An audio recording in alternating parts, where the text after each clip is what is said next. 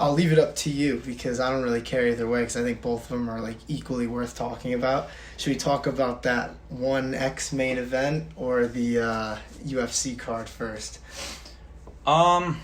We could talk about the one main event first. Might as well. It is gonna be shorter. Yeah, exactly. I wish I could have watched like the whole card. I mean, obviously I know it's like on the other side of the world, so I get that like it's not necessarily for America, but man, I mean that main event at least I got to see. That was pretty sweet. I mean, I was excited for it anyway, just because like when you hear of like a whole new rule set, it's just like it's almost like a spectacle. Mm-hmm. And this one honestly was pretty cool. I really like caught on to that. Like I knew how to one like what's like separates one from like UFC and all of that. Like I feel like there's just more like just like creativity and all that just like implemented into the product, such as like the rounds, like you have a Muay Thai round, a mixed martial arts round. It's like that was cool. And especially because it's like Mighty Mouse too, who's one of the best fighters ever. I like how the commentator, at least one of them took realized like, oh, here we are, round 2, the MMA round. Like this is right in Mighty Mouse's wheelhouse, and what happened. Just it was quick once it got to the MMA. He was like surviving in the Muay Thai round. I mean, he was definitely struggling a little bit because Rod Tang is just so good. This guy could like legitimately like do this forever. I'm convinced. I saw the first comment like on like one of the videos I saw about it was Rod Tang just signed up for his first jiu-jitsu class. I was like, he should. Seriously. Dude, how good he is on the feet. If he just I mean, I don't know if that's something he even wants to do. I mean, I don't blame him if he wants to stick to Muay Thai. Especially because one championship, like they have just actual Muay Thai. That's like one thing that I like about them too, that they have MMA, I think they have kickboxing, Muay Thai, and then they have grappling, which is like cool. Like you can, and they combine it all on one card. Like it's not separate events.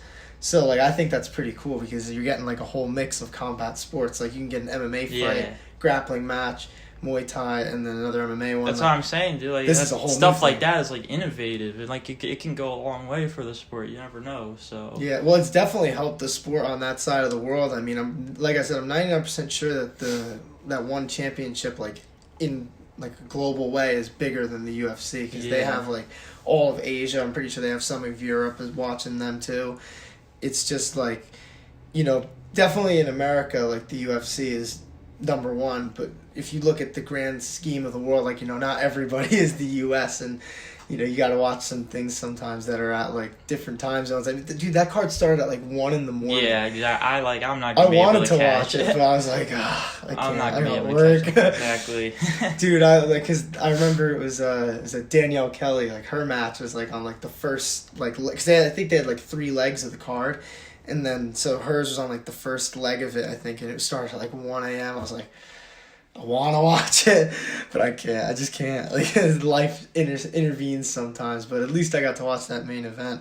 I'm impressed by both of them, honestly. That was, like, I respect both of them for taking that fight, too, because you're going out of your comfort zone both ways there. Like, because obviously Mighty Mouse is nowhere near the type of Muay Thai fighter that Rod Tang is, but he was able to survive and just last long enough and he was doing a good job, though, at getting the clinch, trying to avoid, like, strikes from a distance too. At least.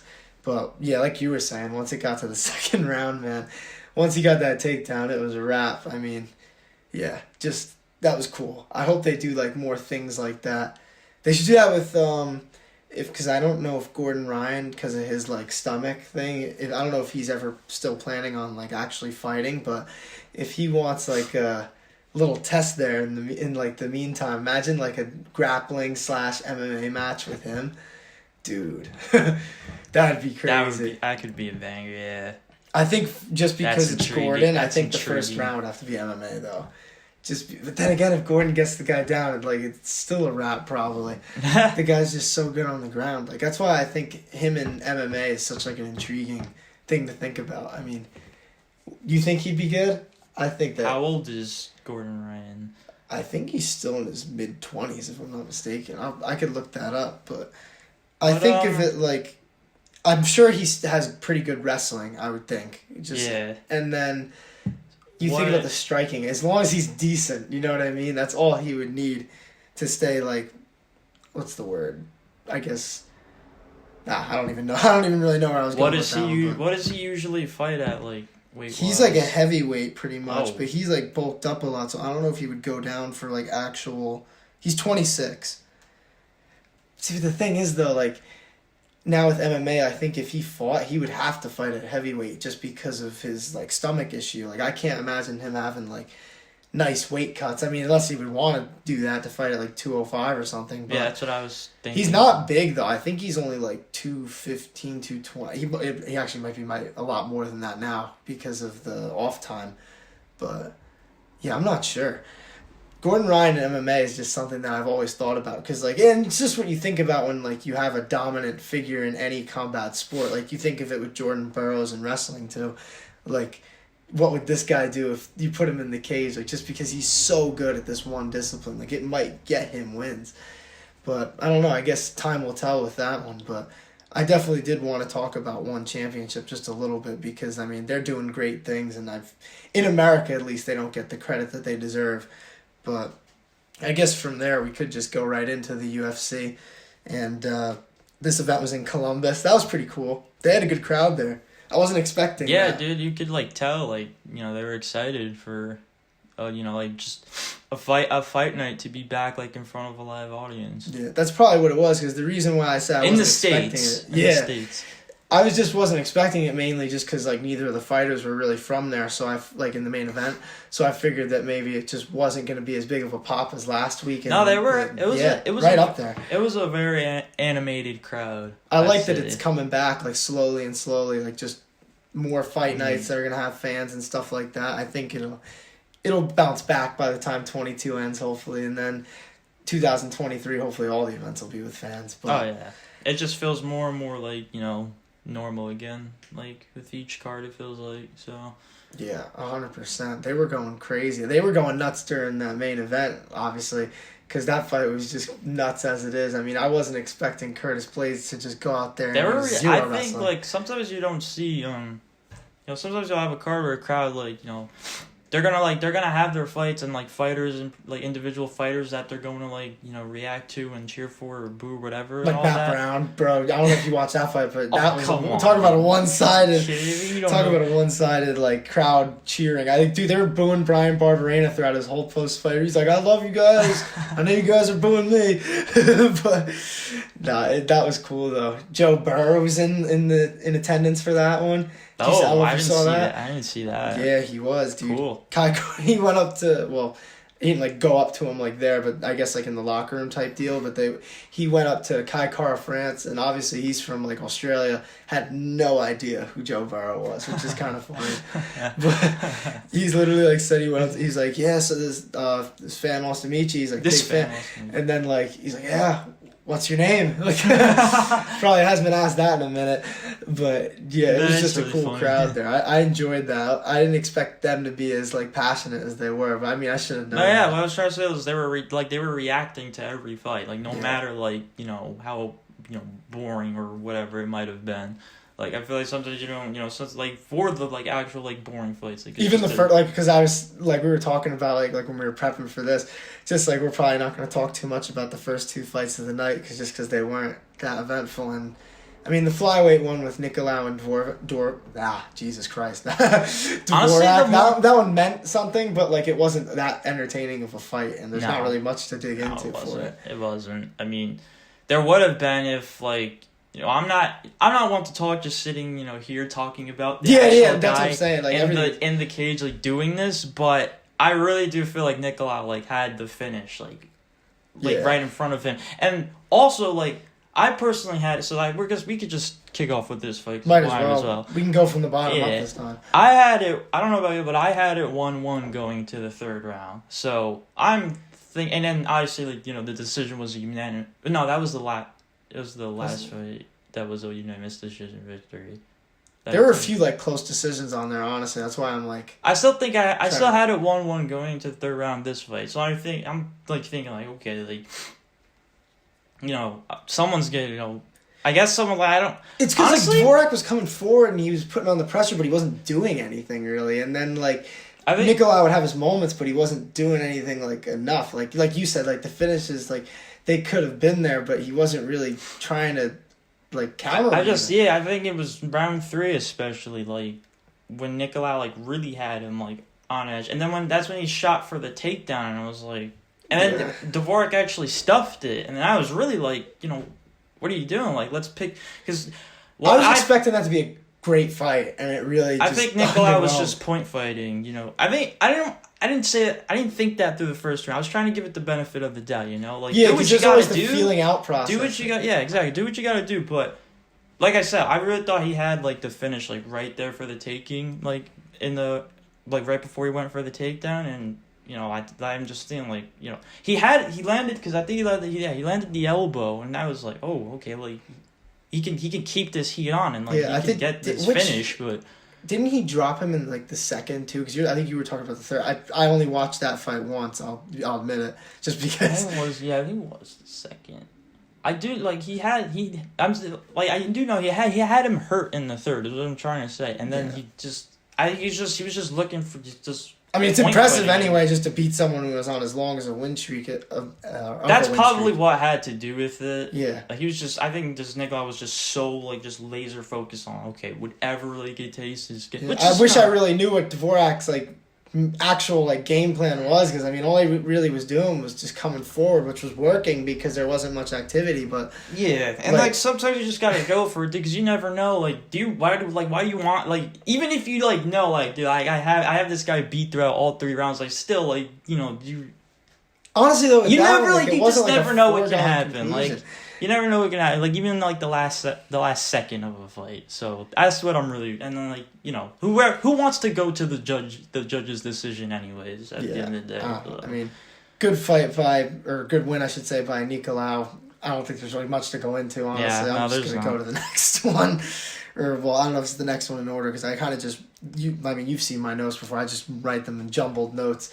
I mean, what I want one last thing. I guess we can touch on about that fight because I know we talked about it on Friday and I don't think we actually did. I did. It was something I had in mind that I want to touch on. But I thought Dvorak was gonna be the one controlling the fight pretty much the entire time. Well, he kind of was controlling the pace, but he wasn't doing anything. Yeah, that's just what it was. Like he was controlling the pace, is what he was doing, not the fight. Really, especially in the round 1 where Nicolau was just moving side to side, pretty much. I think it was round 1. It was more Nicolau the reason for that. Where there was like hardly anything going on. Yeah, because I don't think he was trying. I don't think Dvorak was trying to take the risks to try and hit him on, as he was trying to circle. But then just the whole fight. Yeah, I don't know, man. It was sometimes you're gonna get that though. I mean, you'll think it's gonna be a good one, and then it's a dud matchup. It's all good. Yeah, things happen. I mean, not every fight's gonna be the best one, but we can trudge along. Yeah, no, I was thinking of talking about Manon Fiorot. I think it's Manon Fiorot or something. They said it in a very odd way. Fiorot. Well, that's what I thought it was too, if you remember. But then I was listening. I made a point to listen to the broadcast. I think all of these attempts are close enough to where it's nothing bad. Well, you've seen. I mean, we were talking. We'll talk about Slava clause. We don't even attempt names like that. If we're gonna butcher it, we don't even bother. We're gonna go by the nickname. But Manon, I mean, she had a good fight against Jennifer Maia. Honestly, that was a really good performance. Agreed. It really was. In that first round, Jennifer Maia, I thought it came really close to honestly what I thought it would have been over. Jennifer Maia got that leg when she had it a hold of it in the first round, but Firo got out of it. And she has good takedown defense. I just really enjoyed the grappling exchanges and all that. Manon has really good judo. And they were talking about that on the broadcast, and I want to say we brought it up on Friday, but. Yeah, I mean that was an underrated part of her game that not many people were talking about going into that fight, and she really made a point of using it. Because I don't think she really had been tested. Not enough to actually have to use her grappling. I mean, she had been in a couple brawls, her last fight with Bueno Silva, but Jennifer Maia, she's so experienced, and she was having her moments. She was landing some nice power shots, just not enough. And I remember saying this on Friday, I wasn't sold on Manon Fiorot, but I don't know. I'm You don't have to I'm be sold that she's sold, like the real but- deal. Like she's definitely like in that upper echelon, but like I still don't think she even scratches the surface. She's still just someone against like Valentina. keep an eye on. Oh, like, we're talking about like. Well, that's what they're trying to go towards. Because they're that's- clearly fast tracking her. She was I ranked did number hear 13. them talking. I did hear them And talking. you listen to like I hate listening to the broadcast sometimes because sometimes they get so like biased and like they always say that they don't get biased, but like you know you're not going to admit that. Especially when you have like literal former fighters on the broadcast as well, who like they they like train you with some got of you these got people, they've DC shared and the cage with some Bisping of these like people. literally on this girl like constantly. Like they're only talking about what she's doing almost, and then like you see like a couple times maybe when Maya would land some like good shots in return, they'd be like, oh, it's a nice shot by Maya though, but you gotta remind yourself of what Fiorot's doing and how hard it is to do against someone like her. Like you're not gonna give her any credit. Like come on, like. You can't just act like this girl is like the best thing since sliced bread. Like they're saying like the only reason why the things that Maya are doing is so like impressive is because she has shown such little like such little weakness in her game. And I was like, come on, like the girl's fought like 3 times in the UFC. Like let's pump the brakes a little bit. I mean, I like that she called out Caitlin Chukagian. I saw somewhere that Caitlin Chukagian might have gotten, or they're trying to target this fight, her versus Amanda Ribas.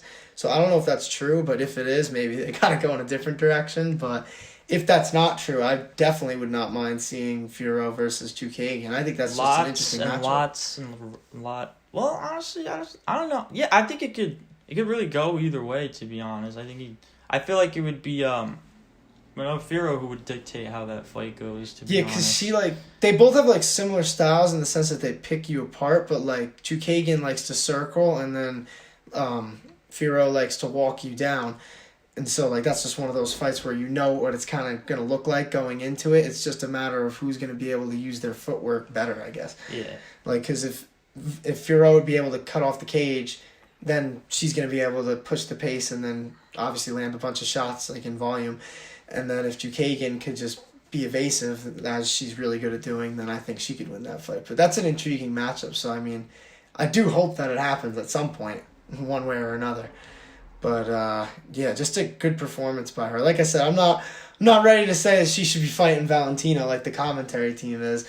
But I think it's more like at this point, like, okay, if Dalia Santos can't get the job done. Well, I get it. Like, there's no contenders. You got to create some. That's what I was getting at. Jesus, that's what are you trying to do? They're going to kill her. They're going to get this girl killed if they get her. No, you can't push her like that, man. You can't. I mean, look at like what happened with Darren Till, like when they did that. You know, he lost to Woodley when he was undefeated. Seriously, like that. And then his whole trajectory. Because at that point, you're thinking like, was this like my only shot? Like, did I just blow my only chance at winning a championship? Or like, then you hear the stupid headlines that people say like, oh, well, they were only hype. Like, that's a stupid thing too, because like no one's really only hype. Like, in my opinion, if you're in the UFC, you're one of the best fighters in the world. Like, I couldn't care less what people say about hype, honestly. And that's why like I'm not so quick to anoint Fiorot either, just because weren't they saying like the same thing about Khamzat too? Yeah, well, Khamzat, he kind of deserves to be. He could be fighting for the title today. I'm convinced. Like that guy, I hear stories about that guy. Like, this dude's a freak. Obviously, we'll get into him in 2 weeks. Oh yeah, I can't. Him versus Gilbert Burns. That's one of the most interesting fights ever, dude. Oh my god. Yeah, but obviously back to Fiorot. I don't think that she's on like that type of level in terms of like fast tracking her. But I do think that she's the real deal, obviously. I mean, she just beat the number 4 girl in the world. I'm not going to, like, hate on her. But, yeah, I don't know. I don't like how they do that sometimes in the sense of fast tracking. Like, we're going to kind of get into that, too, at the main event, just because of Chris Daukaus and the way that they've kind of pushed him in an odd way. And, like, I'll get into that. I was just thinking about it more today. But, yeah, I mean, I don't really have much more to say on that fight. I don't know if... Nah. Yeah, so I guess from there we could talk about Kizriev, which was both of our lock of the night for that fight. I mean, it was definitely warranted after what we saw. It was warranted, and it was scary in the beginning. Yeah, no, it did. The guy had power. But he did say that. We said he had a puncher's chance because he had power, and that's exactly what we saw. But I was like genuinely impressed. Like, okay, he's landing, and like not only is he landing, but these are significant strikes too that he's landing. Like he might actually have the. Well, no, he did not. He didn't win the first round. I still think there was a 10-9. Well, it pretty much went the best possible way that it was going to go. Yeah, besides like a knockout win. Like we were saying this, like his wins in the past were like all early knockouts, and his losses are like when it gets dragged out. And that's exactly what happened in this fight. Like, yeah, he had some success early, but like still, just as the fight went on, just probably gassed out a little bit. But just an impressive performance still by Khizriev. I mean, he's still undefeated, but he said he's going down to 170, man. What do you think of that? He's a good wrestler, so I mean, any wrestler in that division, I think, has a decent chance. I like that. Yeah. I definitely. I mean, that division's so deep too, so you could definitely give him like a lot of test fights to make sure that he's the real deal before you start putting him in those bigger fights. But obviously, this is UFC debut. But man, that was some finish though. I mean, I was just looking at like, cause I literally like what I do, I write my like notes and shit like as I'm like watching the fight. But man, like the way he just got on top of him and just was able to like grind him out on the back, like he's so patient and he's just like calculated, and I like that. And anybody who's undefeated obviously is a major threat, especially when that like undefeated streak is over 10 wins. So yeah, he didn't look like when when Dennis like had him in like a bit of trouble, like he didn't look like phased or whatever at all. Even or like like surprised, like, oh, because I mean, I wish I could take more from it though personally, like just because like it's hard to really gauge it, because like one, he just said that he's not going to continue fighting at that weight division, and then two, he fought a guy who took the fight on short notice, and like. Yeah, there's really not there's not a whole. I was like impressed by it just like because of like what happened. You know what I mean? Yeah, and it is odd too that he's already moving down a weight class. So. Yeah, so I'm like, I guess we'll see what happens with him. I get there's not really much else I guess that you can go into for that, just because like it was a good performance I guess in the end, but you can't really take much from it for the future. Just like it's not like still undefeated. It's not like he got the he like I said, I gave him the 10-9 in round 1, and then he obviously finished it in the next round, but it wasn't some convincing like the straight domination through round 1 and then all culminating in a finish and all that, in which case like okay, like, still like, but even then like it plays on both ways, because like still you could say like, oh well, this guy was on 8 days short notice, taking this fight, he's 10-5, like whoop-de-doo. And then on the other hand, it's like what actually happened, and it took him on short around. notice too. Though that's the thing. Like we've talked about that before. I think we've even talked about it on here. It's just like, people give the other guy so much credit for taking the fight on short notice, but you got to realize, especially like if it's a different style matchup, even though a person's had a full camp, that's a whole nother fight. So like all that preparation for one person completely shifts into another person. They're taking it on short notice. So I always just like to defend both sides of that one. But yeah, I mean, I guess we'll see what happens from there. But one fight I definitely want to get to on the prelims too, Dana versus Chris Gutierrez. That was underdog of the night. No, that was a great finish. I didn't think it'd be like that. Like that was definitely interesting. I figured if he was spinning like that, and like he was getting me nervous in the beginning with those spins, because dude, especially against someone like Dana, he's got that power. It takes just one. And you could see it, like he was connecting, like in the first round. He was, but man, like Gutierrez, that was really like impressive. I'm excited. I want to see more. I want to see more of him, to be honest. No, that's how I felt after he had that one finish with the leg kicks. Like he's such like a brutal like type of fighter. I love it. Like, and he makes you anxious watching it. It's just so like crisp. And well, it sort of is, because he does get hit a lot. I mean, he's very like precise with how he lands, but like that's what I was. He doesn't really get his head out of the way enough, which is what was scaring me in the first round. But then like obviously in the second, he even said it too, that he saw the opening for that like throughout. Like he was practicing that in his training. So like, talk about just executing the game plan. Yeah. That was such a nice finish. I mean, spinning back fist. I love seeing spinning finishes in the UFC. Those are probably my favorite ones, whether they be kicks, elbows, back fists. But yeah, that was just an interesting finish. But who do you think that, well, maybe not who, but what level, I guess, in the bantamweight division do you think that like they should kind of push him towards? Because we talk about this all the time. Like that division's so stacked. it's kind of hard to do matchmaking for those guys who are outside of the top 15. Yeah, dude. So and it's like you just said, that place, and it's like, it's so hard to like put like Chris Gutierrez in like this whole mix. Yeah, like, that's what I'm saying. Like, is it? I guess I'll ask it like this: do you think that he's ready for those top guys, whoever they may be, like in the top 20, 25? It's crazy that there's a top. I think you can get. I think you could definitely give him somebody. Like, I'm trying to think. I wish like there was somebody I had in mind. Like, I want to think of. I want him against like a decent striker. Like someone that can someone that can really like. Similar like to this fight, but just like, up a level. You know what I mean? I feel like he's proven that he can beat like other like up and comers, and then like these other exactly. And you don't want him getting like too comfortable, like, because he worked in this last fight. But you don't want him getting too comfortable, like not enough head movement and just like allowing to get hit. I don't like when people put their heads in the pockets and keep it there. Like I keep like alluding to the main event, and like obviously we're gonna have a lot to talk about when we get there. But same thing with Chris Daukaus. Like he's so fast, but then he leaves his head open and in like the pocket for too long, and then he gets clipped. And same thing with like Chris Gutierrez here, but I mean I don't think he's ever even been knocked out though, which is kind of crazy. Maybe he's just one of those guys with like an inhuman chin. If that's the case, then he's gonna be perfect. He'll keep going.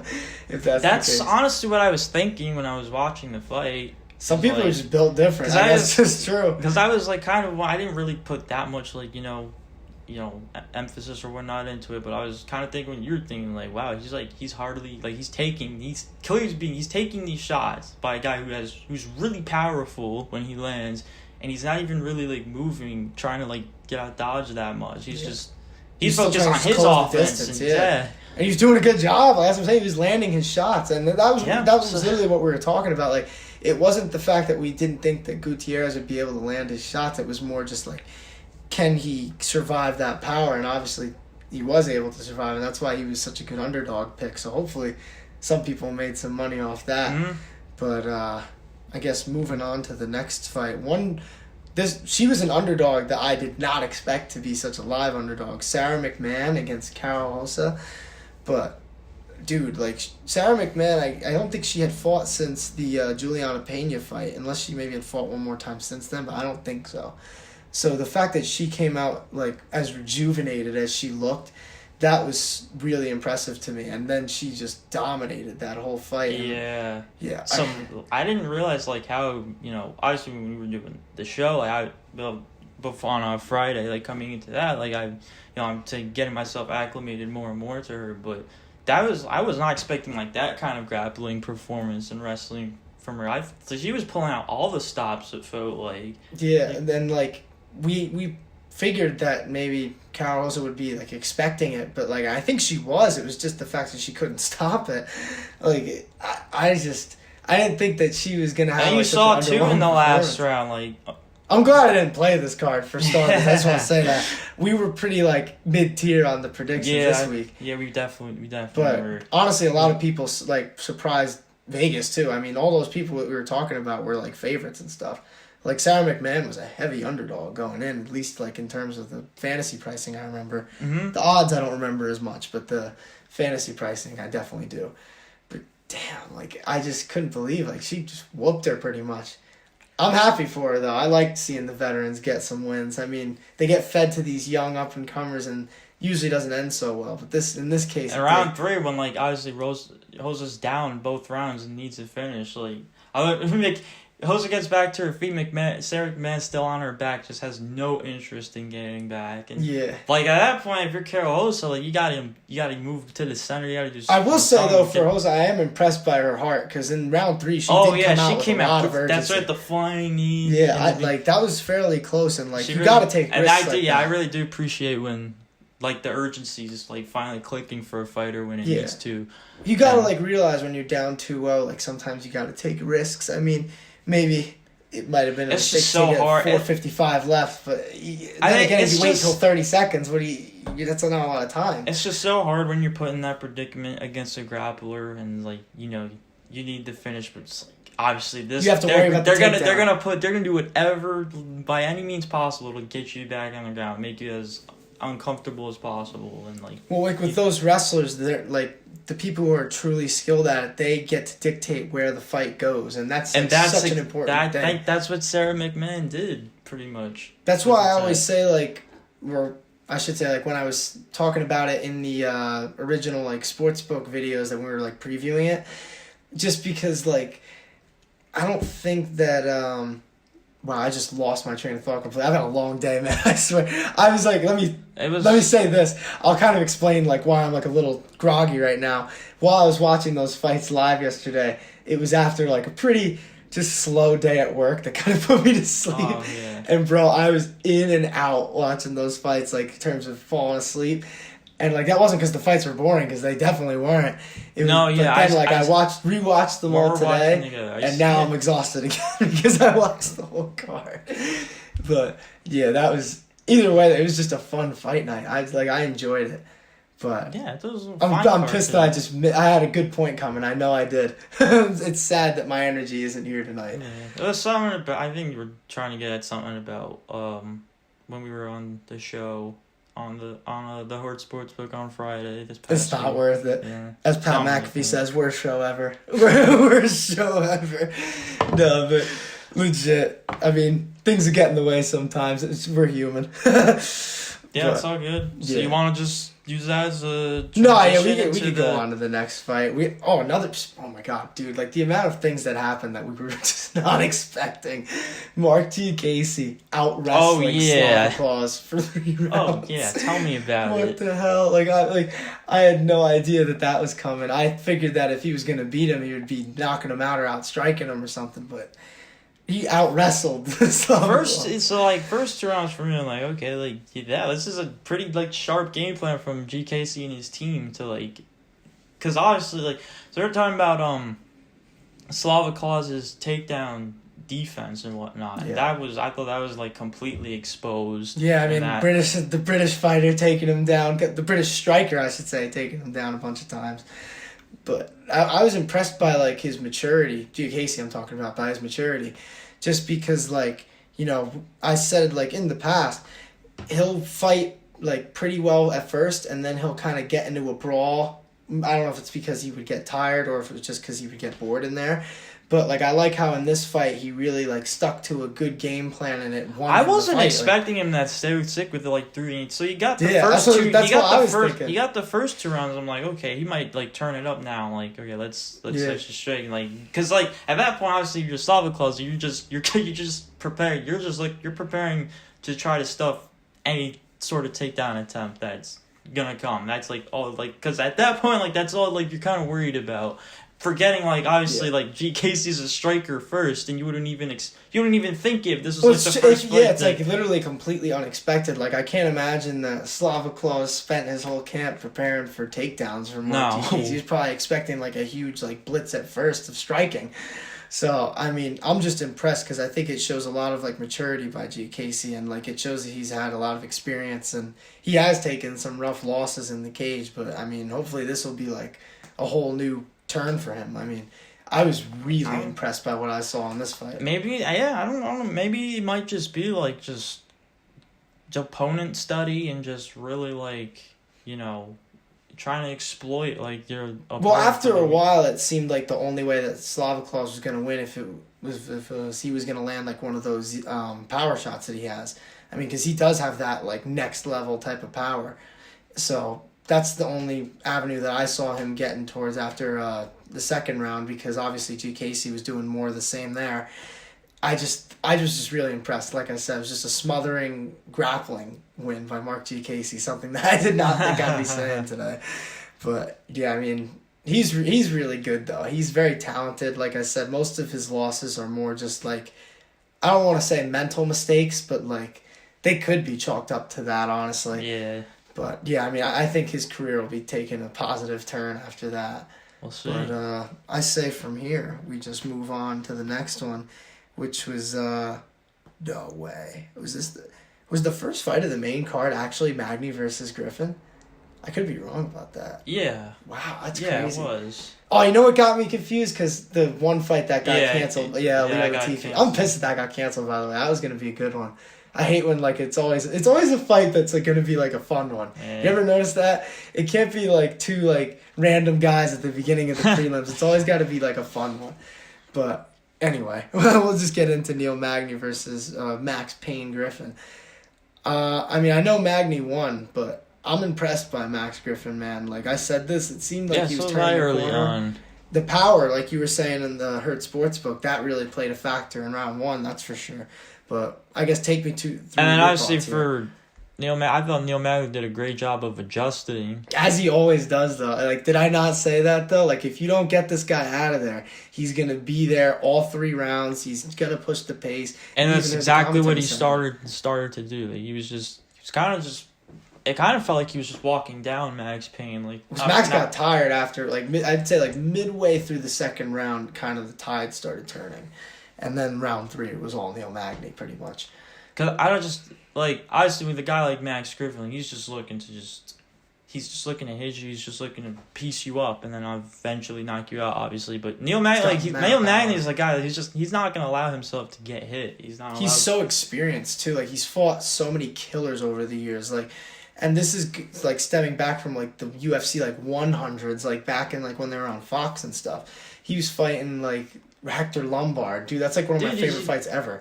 Him versus Hector Lombor. A new welterweight record, I believe. I don't know. No, I think he tied the wins record, and I know I saw in the middle of the fight that he. Yeah. No, I had to rewatch that fight because that was one of the ones I kind of dozed off in the middle of. Dude, that's how you know I'm tired, dude. Because like, if it's a good fight and I'm still like struggling to stay awake, I'm like, okay, at least I know the card doesn't suck. It's just me being like an idiot here. But I obviously rewatched that and I saw the stat again, just that he passed GSP for the most fight time in the octagon too, which is crazy. Like if you think about all 5 rounders that GSP's been in, like decision wins. Nick Diaz, you got Jake Shields, Josh Koscheck. I mean, I'm not saying these all in order, obviously, but like there's a whole bunch more. I mean, arguably the greatest welterweight of all I think time. he's the GOAT. I mean, that's my opinion. I said arguably just, not to ruffle any feathers for anyone that might disagree, but I feel the same. I feel the same way. I mean, we can talk about this a little bit. I mean, obviously we were saying this on the sports book. I mean, we're kind of lost now because there's going to be no fights next weekend, so we're just going to be having probably like an hour of dead air for the next Handbook. No, but I mean, we should have a GOAT debate. That'd be an interesting thing to talk about, which we definitely haven't talked about on here yet. No, yeah.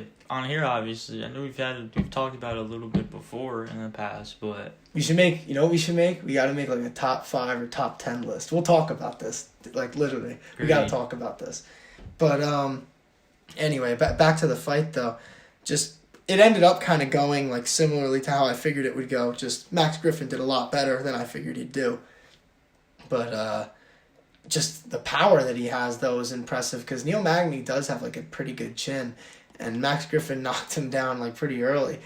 Just, I don't know. I hope they give Max another, like, ranked opponent, honestly. A little lower than Neil Magny, but still, I think he, like, deserved it. And, like, he deserved this matchup, and I think he deserves another good matchup based on the performance he gave in this fight. And if I'm not mistaken, it was a split decision anyway. So... Yeah, well, it was. Yeah, so one judge had Max Griffin winning that fight. So, like, it definitely was not a bad performance. But Neil Magny, he called out Hamzat. I wish he would get that fight because he was the only one who really wanted it back when nobody was fighting Hamzat. But, I think if Hamzat beats Gilbert Burns, it's probably straight to the title. But easily. Then again, if he loses to Gilbert Burns, then I think it makes sense because then you got to give him a little bit down in competition. Or I shouldn't say in competitions because Neil Magny is really good, but in the rankings, I should say. Yeah. But exactly. I thought it was a good call out, though. I respect the hell out of Neil Magny. I mean, like I said, he's the only one who wanted to fight Hamzat back in that whole, like, ordeal. What was it, like... I think it was when he had COVID, and then he was trying to come back, and then I think it was, like, Leon they literally took Leon out of the rankings just to fight him. That was so messed up. I remember when that got booked. They were like, yeah, we're taking Leon out for inactivity, and then he took the fight with Hamzat, and they put him right back at number 3 like, this next day. I was like, that is so cool. Oh, my God. At least Leon's going to get his title shot now, according to Dana, so that's all past it. Dana, I think, respected the fact that Leon kept taking the fight. But I think that the UFC brass respects the fact that Neil Magny wanted that fight too. So hopefully they'll give him a nice step up here for this nice win that he had. But yeah, I mean, on to the next one though. I don't know how this fight was so low on the card, honestly. I mean, we were saying that this could literally be a main event on certain cards that we've seen. But Kai Kara-France and Askar Askarov, talk about an upset. What I did not see that fight. coming. Yeah, I'm impressed by Kai Kara-France. Like, I did not think that his power alone was going It to started off as expected, like Askarov, in the with the clinch and the grappling and all of that, controlling the back, as expected. And honestly, I didn't. That's kind of how I was expecting the entire fight to go, and I was just expecting like Askarov is just not gonna allow Kai Kara-France to get anything going on the feet because you just can't really afford to against someone like this. And sure enough, like Kai Kara-France is like controlling the entire pace of the fight. He did a good job to it when he was getting taken down. He would get up fairly quickly, and like you got to think that those takedowns are definitely taxing. And towards the end of the third round, it did seem like Askar was getting a little tired. So, and he did have a really long layoff though. So I don't know if that had anything to do with it. I'm not trying to like make excuses or anything, but I think that might have played a role just because like. When you're coming back after a year layoff and then you're going against a guy who's like a power puncher who's going to be in your face like Kai Kara-France is, that's a tough fight for anybody on any night. So I think that might have had something to do with it. But either way, I still think it's impressive by Kai Kara-France. I'm a big fan. I was a fan. I was a fan already. I was a fan already. Especially after the Garbrandt fight. But like now, I thought it was such an impressive win, and just the way he got it done as well. He called for a title shot, too. I like that. I think that he deserves it. I said that this should be a title eliminator. I mean, I don't know what they're doing with this Moreno fight. Like, I saw Henry Cejudo tweeting for Figgy like Ali does for his clients. You would think he should be 3, maybe? Who knows? That's a big log jam because you got Pantoja up there, too. Yeah. So, I don't even know. But do you see Henry Cejudo tweeting out for Figgy? Brandon Moreno doesn't deserve the title shot anymore. That's another one of those things like Ali tweeting for Habib. Like, you could just tell that it's not. Like, dude, Figueiredo doesn't even speak English. Like, and then all of a sudden he's like, yeah, he doesn't deserve the title shot. Like, where did that come from? Like, come on. I don't know, man. You know me. I'm not a big Cejudo guy. I'm like a fan of his accomplishments, but like this stupid cringe personality. Like, dude, you're not even fighting anymore. Just give it up. Like, it's so like. I'm almost in a way like we can divert into this a little bit just because I feel like it's worth talking about. In a way, I'm sad that Henry Cejudo kind of like priced himself out just because he's such a great fighter. And I wanted to see him versus like so many other bantamweights and him versus Volkanovski so bad. But like he just keeps asking for more money and then I think the thing is that he just left too early. I think that might just be what it was. And like there was still a lot to be done at 135. Like there still is a lot of there's like do you see how long it took for Aljamain Sterling to get a title shot? Like he was calling out Cejudo, Dillashaw probably back in those days. Like man. So Henry Cejudo, I mean, I just think that was just a bad negotiation move, and I just don't understand why he's keeping this cringe character. I don't like it, man. I like him when he's being his normal self. Well, it's the people you surround yourself with. Yeah, well, I mean, and then you got him doing that, though, for Figueiredo. I think, like, you don't want Figueiredo to just be hated, because then, like, that's going to mess up his career. Like, I don't know, man. I'm just not a fan of that stupid style of promotion. Like, I don't think that, like, it works. Like, I don't think anyone's behind it.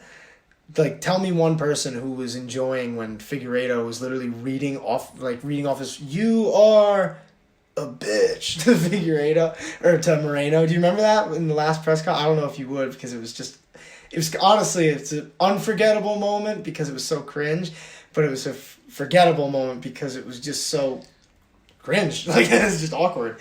Like, I didn't like that, and I just don't like that style of promoting. But back to the fight, though. I mean, Kai Kara-France is definitely deserving of that shot. I just didn't like Henry Cejudo probably going out there and saying it for Figueiredo. But man, I thought that was an interesting upset. Definitely did not expect that going in.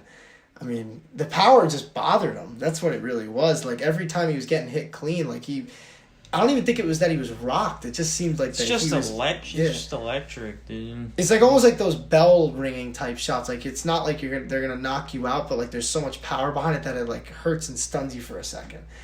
And he was just in the fight, but he wasn't really like. It seemed like after he got hit a few times, he was definitely less confident. I hope to see that title opportunity soon. I just feel like for this guy, like there's not a moment like ever too big.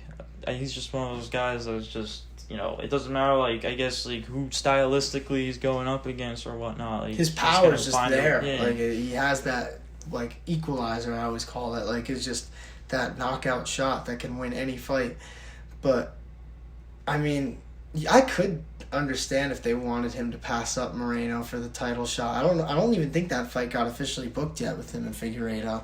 I mean, I don't like the way that, like, Figueiredo's team has gone about promoting it, but, like, it does make sense. Like, even...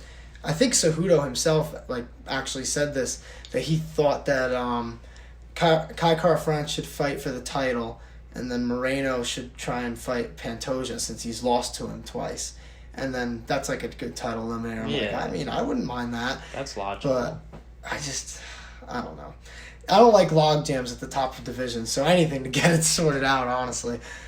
Because especially flyweight, like, I actually did want to talk about this. I just remember, isn't it crazy that, like, back when Figueiredo and Benavidez had the no contest, or I don't even remember. Yeah, it was a no contest, or was it a DQ? I don't even remember.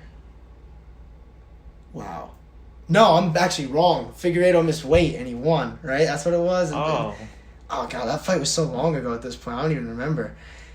He had a headbutt. That's what it was, but no one saw it. And then he dropped him with a punch. But everybody was like, "Oh, he might have been rocked from the headbutt." But the other thing was too that Figueiredo missed weight. So when he won by TKO, the title stayed vacant. That's what it was. wow. And then I remember, like, at the time, like, people that I was talking to, and we were just thinking, like, do we even really care about flyweight anymore? Because, like, at that point, Cejudo is pretty much gone. Oh yeah, that's when was this like when like the division was like... It was at a weird place. Like, no champion. There was nobody that really anybody cared that much about at the time besides maybe Benavidez. And then when that fight was booked the second time, people kind of figured that Figueiredo would probably do the same thing. And that second fight versus Benavidez was brutal. But I remember thinking that at the time that division maybe, like, just didn't even need to be around, but boy, were we all wrong. I think it's more exciting than ever. I mean, wouldn't you agree? You got all these guys now at the top. You got Figueiredo as the champion. Moreno was former champ. Pantoja's really good. Now we have Kai Kara-France. And, yeah, I mean, those are all, like, top four. Those are top four guys that I want to see fight each other. You know what I mean? Like, there's still matchups that need to happen.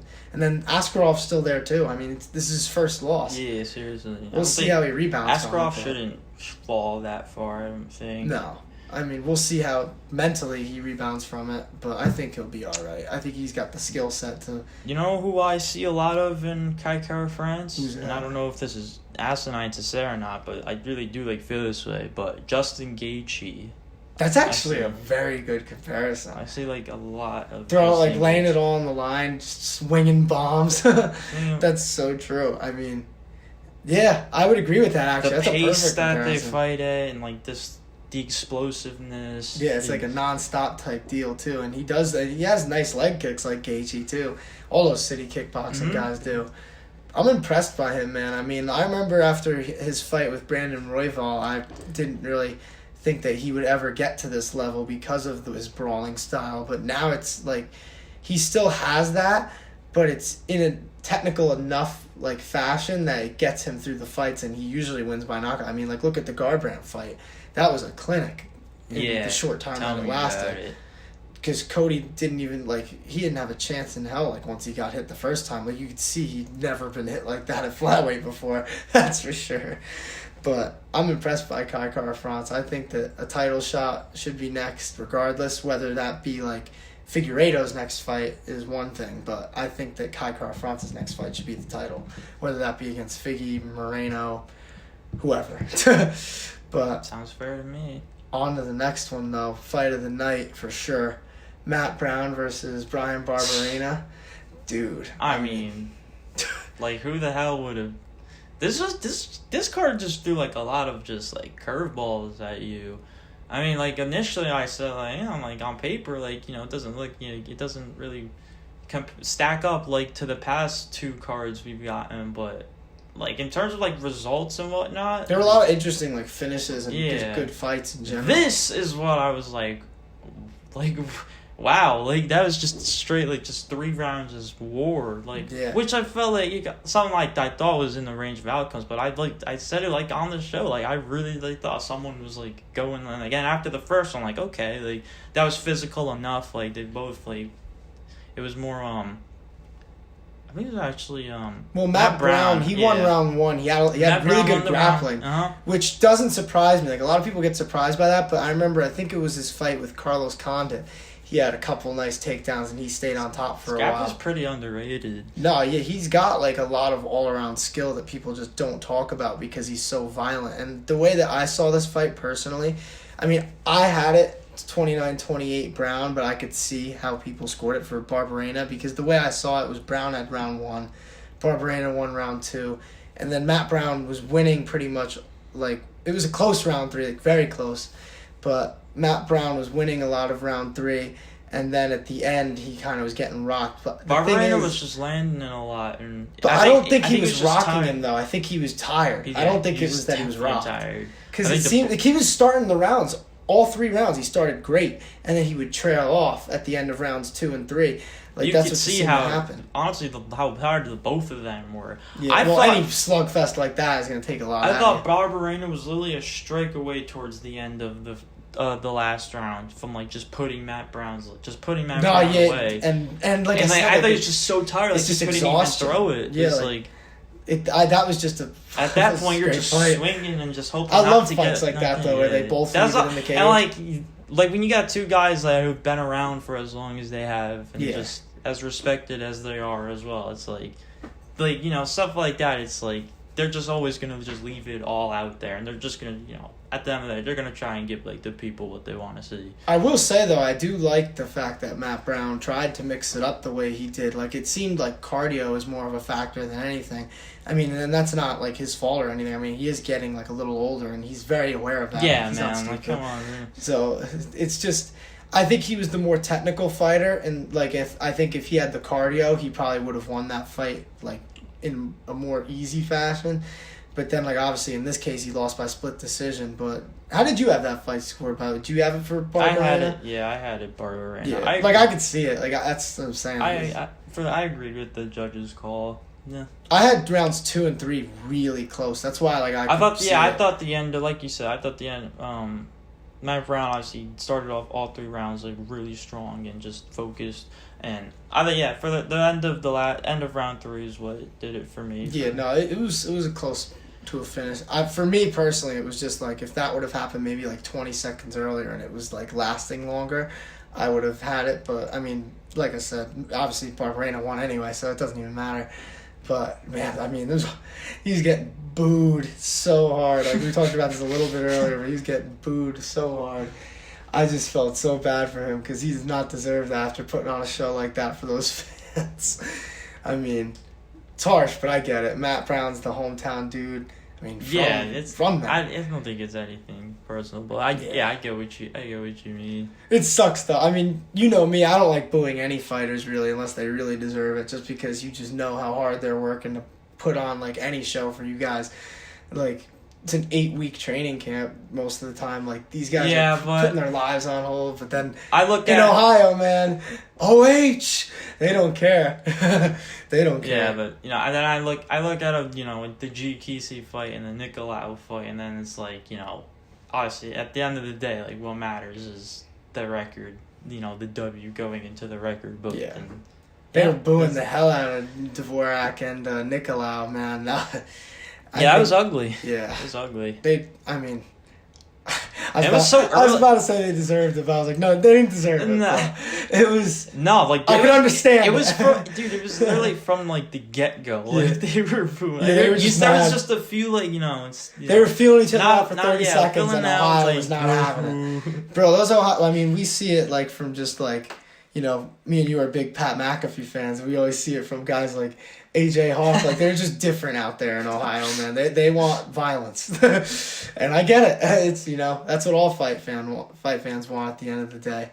But I guess we'll move on to the two biggest fights of the night, the co-main and the main event. But starting with the co-main, dude, Joanne Wood versus Alexa Grosso. I mean, did I not tell you that? Watch out for Alexa Grosso's grappling, dude. She got it to the ground real early, though, too. I wasn't expecting that. I figured it'd be on the feet a little longer. What did you think? Pretty much the same thing and all that. I had what you had in mind, like what you said, like in the back of my mind. Like, okay. I didn't really, put my... I wasn't... Because I honestly... And even for it to happen as fast as it did was even more of, like, a shock to me. But see, I knew she was slick on the feet, but on the ground with those submissions, I did not realize she was that fast. I thought Joanne Wood stacked up pretty well with Alexa Grosso. But yeah, I didn't. I figured this is a bad one just because I knew that if I figured that at best they were even on the feet, but I still said to myself I thought Grosso was better just because she's a lot faster. And then obviously she was kind of tagging her on the feet too. And then I said to myself, though, even if JoJo was better on the feet, Alexa's going to be able to get it to the ground, and she was easily able to get it there. And then once she got the second takedown, she took the back within seconds. And then she got that rear naked and just dominant by Alexa Grosso. And I'm happy that she had that type of performance. I'm a big fan of her. She's really fun to watch. I mean, her boxing is incredible. People don't talk about her enough. She's got a bright future. Yeah, man.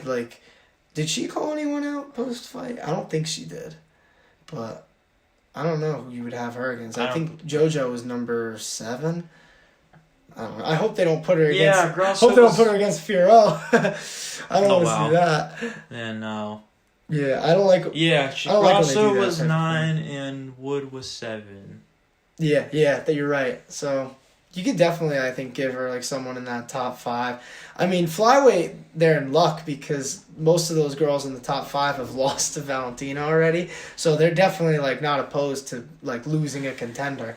So what do you think? Essentially, how does one beat Alexa Grosso? Do you think? Well, if the grappling's there, she showed, and it's not that I think she's a better grappler than everybody in the division. I just think JoJo's grappling was really. She can hold her. So that's what you thought it was more of Well, I think she's a good grappler. But I think other people I think Valentina is a much better grappler than Alexa Grosso. I think that Lauren Murphy's a better grappler. It's just that in this matchup itself, Joanne Wood is just she's proven time and time again that she just doesn't have what it takes sometimes on the ground. And I knew that Alexa Grosso had an underrated wrestling game, so I was if JoJo's expecting a stand-up war here, she might really be in for a rude awakening, and obviously she was. I feel bad, man, because I like JoJo. She's such a nice person. She's got the most soft-spoken voice too. You've heard her talk, right? I don't know if you have actually. Honestly, I don't. Not that I remember right now. Oh, dude. Well, hopefully she gets another win or something soon, so then you could hear her talk in the octagon. But she literally has the most delicate light. I would imitate it, but I can't get my voice that high, because she has an accent, because she's from I think she's from Scotland, I want to say. Yeah. But yeah, it's just pretty funny. But anyway, we're back to Alexa Grosso. I would assume you agree with me. I think that she should probably get a top 5 person next, just based off of rankings alone. And I agree for sure. I think she can beat the top 5 opponent too, to be honest. That's true. I wish I would because I think Lauren Murphy's fighting Miesha Tate at 125, which is actually a great fight.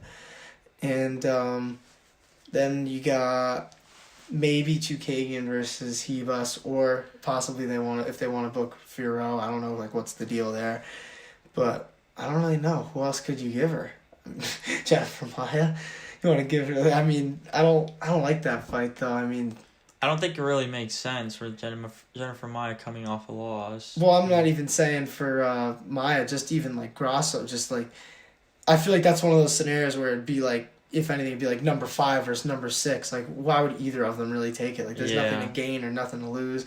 So, pretty Makes much. sense. Yeah, I don't know. I think maybe for her, you just have to see how that division shakes out. And hey, who knows? I mean, we saw Juliana Pena turn the world on its head by beating Amanda Nunes. Who knows what Talia Santos is going to be able to do with Valentina? That could completely change the layout of that I division. don't know. So They're saying this is Valentina's toughest. yeah, they said that on the broadcast too. A lot of times, I was happy to hear that because like I figured at this point they were gonna just be like, yeah, Valentina is up against someone else, but nah, they're giving this girl the credit she deserves, and I like that because Santos is one of the best opponents she's faced in a while. But yeah, I mean, I don't really think there's too much to go over with that fight. Like I said, I think you just have to wait it out and see what happens there. But on to the main event, man. Curtis Blades, dude, I am so impressed by that performance. He deserves a title shot at some point. Like the fact that he hasn't gotten one yet is just criminal. I feel like he's been like the victim of just like a lot of log jams at the top because every time he's kind of gotten into that top two, it's when like the Stipe DC trilogy was kind of on hold, or the whole thing with Francis wanting the title fight and them saying that, well, Francis is going to get it first because he's beaten Blades twice, which is fair, but it's just like, it's almost like Tony Ferguson in the sense that he's almost been like screwed out of title shots sometimes. So I hope that he can get one. I like that he called out Cyril I think Gane. that would make for a really good fight. Like him and Cyril Gane. I think it's a smart call. I like what he said. He goes, I think if Francis Ngannou could take him down, I could take him down. And I was like, that's smart. That's a good way to think about it. I mean, call someone out who you think you could beat. We didn't even need to see Curtis Blades' wrestling in this fight. Yeah, he beat Dawkins just by just with the striking, which I definitely didn't expect. I figured he'd have to mix it up a little bit to beat Dawkins, but like I said before, though, I think half of it was just because I think he just keeps his head in the pocket. He had Dawkins beat the entire time. Like, I think you could just see it. We were saying this, like, Blades is just an elite heavyweight as it is. He's an all-around mixed martial artist. Like, he's got skills in all aspects. Like, people try to say that he's just a wrestler, and obviously in this fight especially, he's proved that he is definitely more than that. So, yep.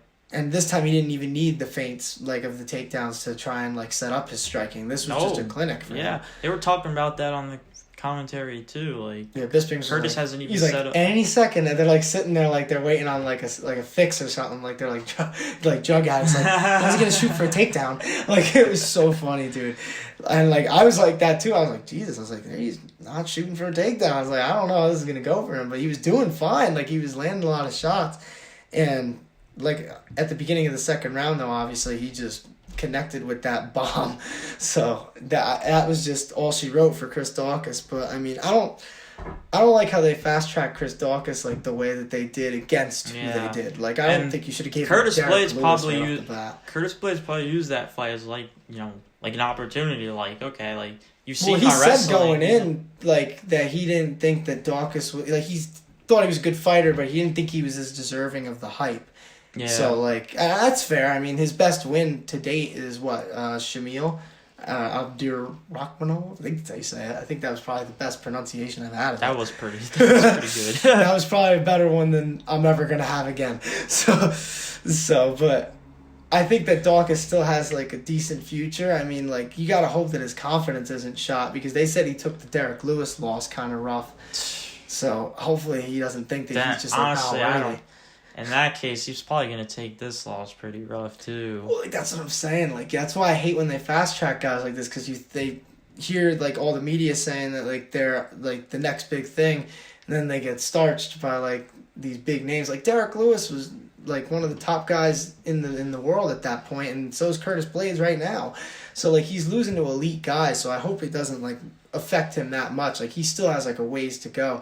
He's a young fighter in the sport. Like, he doesn't have as much experience as some guys. I think that these fights will hopefully just kind of, like, help him grow more than anything. I hope that they don't do the opposite. You know what I mean? Mm-hmm.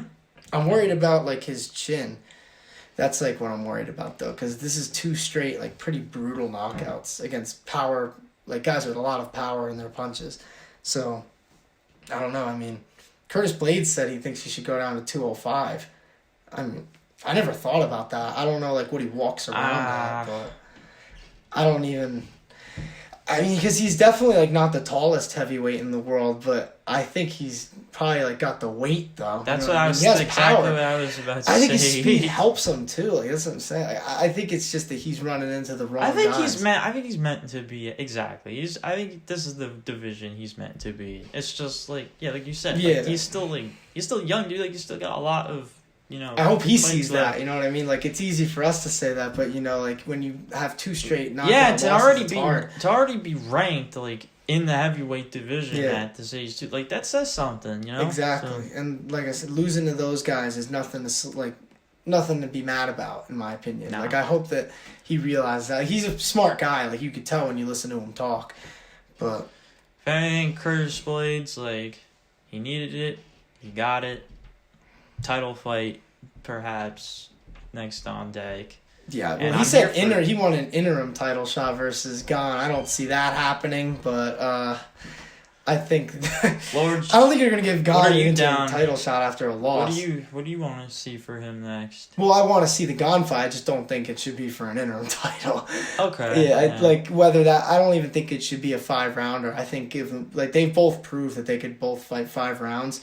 So I think maybe a co-main event on a pay-per-view, that'd be a really fun one. Just to like, but then again, Rob. I mean, if Francis doesn't fight, who knows what they're gonna do? Like, because that's a whole nother thing. Like, what's even happening with Francis at the top at this point? Like, he just got surgery, so he's not fighting in like at least 6 to 9 months. You gotta have an interim title, I would think. Yeah. Blades definitely deserves it. Maybe Blades versus Stipe. I didn't like how. Actually, this is a whole other topic. I didn't like how DC basically called out Stipe for Curtis Blades. That was like really just like I'm laughing obviously because it is funny, but it was just like I thought it was really just disrespectful. Like he's just sitting there watching the fight. Like that's his home crowd. Like you're trying to get Curtis Blades to disrespect him in front of his home crowd. Like come on. Like he's I don't know. I've kind of like grown. Like It is pretty like tacky on DC. I didn't like that. Like let Stipe enjoy the time like with his whole like crowd that's there like talking to him. Like you could see like they showed it was such an awkward. Yeah, he moment. literally as like the camera pans him, he's taking a picture. Yeah, he's not with even the paying fan. attention. And Curtis Blades like clearly wasn't expecting to be asked that question because he obviously already had called out Surreal Khan. So I'm like, and like even if he didn't at that play, it's still in his mind. So. I don't know. I didn't like that by DC. I thought that was like shooting for something that wasn't there. But in terms of like actual like rankings, I think that it makes sense. I just wish that he didn't do that.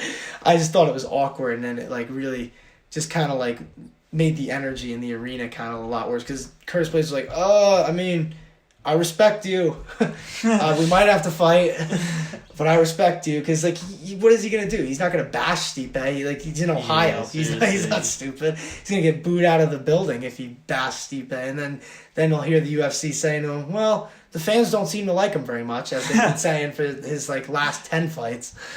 Which, dude, Dana White and Curtis Blades, they had like I wouldn't even call it a beef. It was just like disagreements over what like matters in the sport, that's for sure. Because Curtis, like I said, he's deserved like title shots at multiple points, and the UFC has been very against giving it to him. So hopefully this time I think that it might be able to work out in terms of like the actual logistics of it. Because if Francis isn't fighting because he's hurt, and then you got to also wonder what's happening with his contract. I mean, I think that there's no better time than now to give him another shot, or a first shot, I should say. If he wins that fight, then he'd be getting another shot, I should say, at Francis. That's what was going through my mind. Because he's lost to Francis twice. I mean, do you think that fight could go any differently if they were to fight a third time? Or Yeah.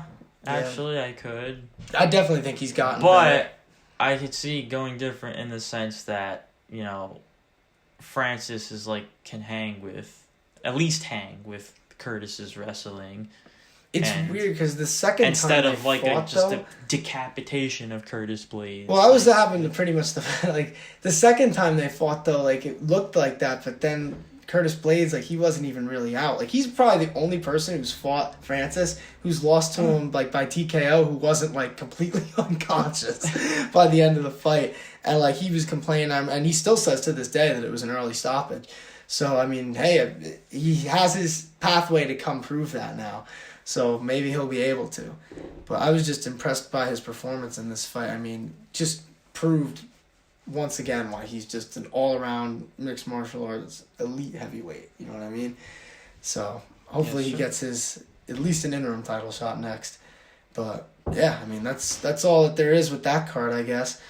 But none next week. So I guess no hurt sportsbook. I think. I mean, there's nothing to break down. Yeah, there's nothing to break down. So we'll take a nice weekend off from that. But we'll be back on Monday with the Hurt Handbook. We'll talk during the week about what we want to talk about on that podcast. Like I said, it'll probably be maybe hour of dead air, 5 minutes talking about the GOAT, the GOAT conversation, and then we'll see you guys on Friday for the pay-per-view sportsbook. But I guess until... It's gonna be a good one. Yeah. Stay tuned for the pod on next Monday, and I guess that's it for this one. So, peace.